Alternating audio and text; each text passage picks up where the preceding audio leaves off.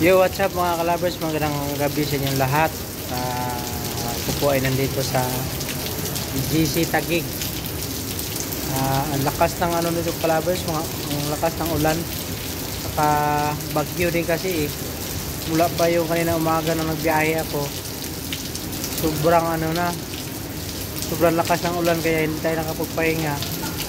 Nakapag-drop off tayo ng 3 beses kaso lang napakalakas ng ulan. Nakapag-booking kayo ng 3, yun nga lang tinitiis natin yung ulan. Nakalayo ng biyahe, tag-iisang oras, kaya hindi ako masyado nakapag-vlog kanina.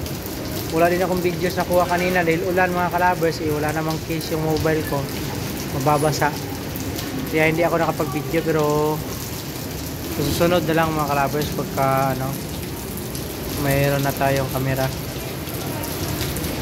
Kaya panoorin lang nyo muna itong mga videos na to BGC Taguig, Metro Manila. Dito tayo sa taas ng Uptown Mall.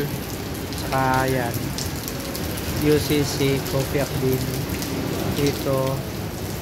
Ulan pa rin kalabers. Dito tayo sa taas.